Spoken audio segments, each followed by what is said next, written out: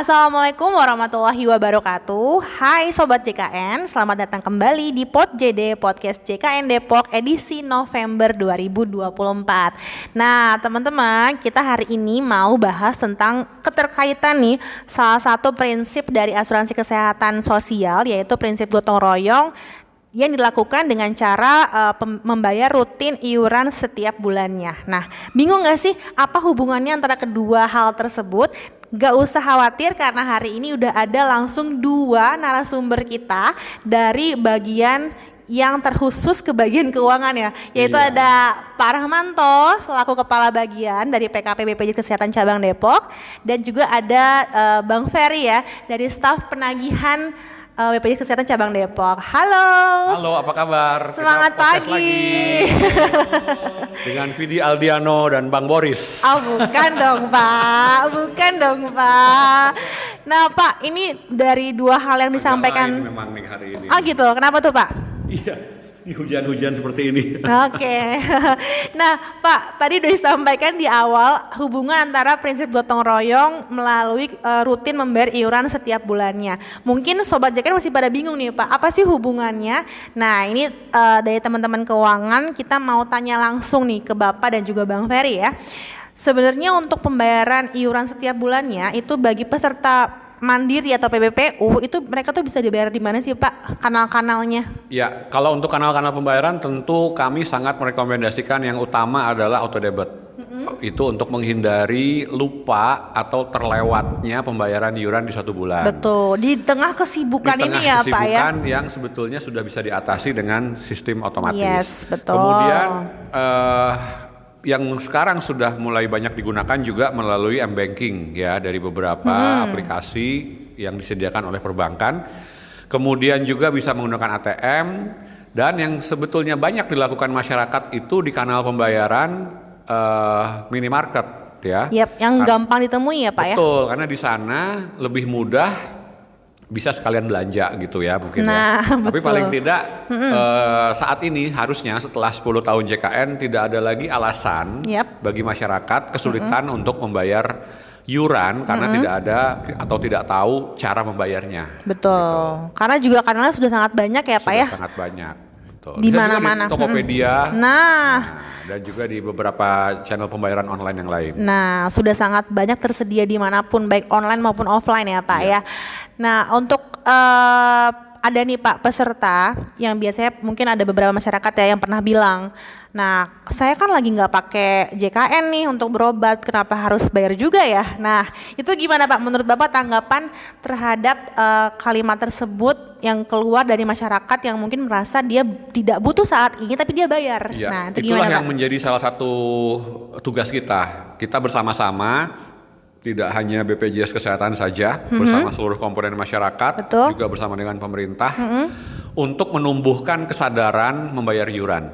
Jadi kalau hanya dihubungkan, kalau tidak sakit maka kesannya tidak perlu membayar iuran, saya kira di situ mungkin saat ini masyarakat belum terbentuk pemahaman dengan gotong royongnya. Nah itu di garis bawah ya Pak, gotong royong itu seperti itu ya. Ya betul, jadi kalau kita bisa lihat satu orang yang sakit, misalnya yang sakit jantung begitu ya, operasi jantung dengan biaya mungkin sekitar 150 juta. Atau mungkin ilustrasinya pemasangan ring gitu ya Pak ya. Atau pemasangan ring yang juga tetap angkanya sangat besar. Betul.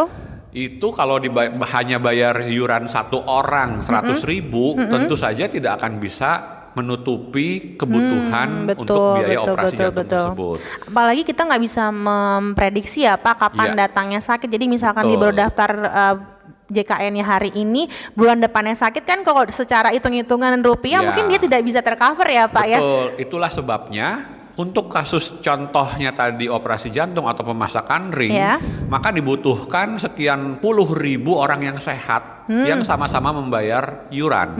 Luar biasa. Itu baru satu. Apalagi kalau yang terjadi adalah biaya mahal yang lainnya. Nah, itu bisa membuka pikiran masyarakat juga ya Pak, bahwa ini sistem gotong royong itu benar-benar berjalan di JKN ini ya Pak ya. Betul. Dan kalau kita balik logikanya, misalnya yang tidak bayar iuran itu yang berpikir untuk tidak perlu membayar iuran itu seluruh Indonesia ada 1 juta atau 2 juta orang, Nah, gimana itu tuh, Pak? tetap iurannya tidak akan terkumpul untuk menutupi orang-orang yang sakit. Yap, Ya, betul. dan kalau yang membayar iuran hanya orang yang sakit, itu namanya bukan gotong royong, Nah, bayar masing-masing. Iya, makanya benar-benar digarisbawahi bahwa prinsip gotong royong ini sangat dibutuhkan di asuransi kesehatan sosial, yaitu seperti program JKN ya Pak Iya, ya. betul. Contohnya udah sangat langsung nendang nih Pak, langsung terbuka pikirannya Wah, luar biasa, masyarakat. tendangan bebas Oh, nih. benar juga ya. Berarti Iya, kalau iya. misalkan Offside berarti tadi ya. kalau misalkan dia baru daftar program JKN bulan ini tapi bulan depan ternyata dia sakit yang membutuhkan banyak biaya, secara hitung-hitungan kan dia mungkin nggak bisa mendapatkan fasilitas yang Betul. besar gitu ya Pak, atau Ya. dana yang besar gitu kan. Tapi dengan adanya gotong royong ini maka bisa terbantu siapapun yang saat itu membutuhkan. Wah, luar biasa. Oke, sekarang saya beralih ke Bang Ferry, boleh ya Pak ya? Nih kalau misalkan tadi kita bahas itu memang beberapa Bapak sebut tentang peserta mandiri ya. Nah, sebenarnya prinsip gotong royong itu sendiri apakah hanya diperuntukkan untuk peserta dengan segmen mandiri saja nih Bang? Nah, untuk peserta pertanyaan selanjutnya ketika sudah dijawab ya. Nah, untuk peserta PPU dan juga PPNPN contohnya itu gimana sih dia melakukan metode pembayaran iurannya? Baik, jadi segmen kita itu kan ada beberapa ya, Yap. termasuk adalah pekerja penerima upah. Nah, untuk pekerja penerima upah sendiri, bagi pekerja penerima upah swasta di badan usaha swasta, mereka melakukan pembayarannya secara kolektif, di mana gitu. seluruhnya itu dibayarkan oleh perusahaan atau badan usaha yang menanggung mereka, Oke. dengan komposisi 4% ditanggung oleh badan usaha, 1% dari pekerjanya, dan disetorkan secara kolektif dalam bentuk virtual account. Oh gitu, jadi bukan per orang ya Bang ya? Bukan. Mungkin di Jadi- luar sana masih ada yang bingung apakah kalau kerja di perusahaan juga sama bayarnya masing-masing ke Alfamart, Indomaret, ternyata bukan ya? Bukan. Berbeda.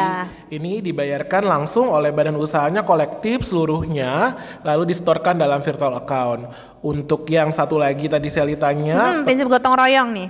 prinsip gotong royongnya itu sama seperti pekerja mandiri atau PBPU, di mana semuanya itu juga mereka membayarkan iuran untuk yang lagi menggunakan sel. Nah, Iya, betul. jadi seluruh peserta JKN itu sebenarnya saling bergotong royong, baik itu PBPU, PPU swasta, PPU penyelenggara negara, ataupun penerima bantuan iuran sekalipun yang tidak menggunakan layanan hari ini. Ya. Itu juga termasuk yang gotong royong untuk siapapun dari segmen manapun yang sedang menggunakan pelayanan. Wah, mantap ya Bang ya. Iya. Berarti semua saling membantu tanpa melihat segmen A, segmen B, segmen C ya Bang ya.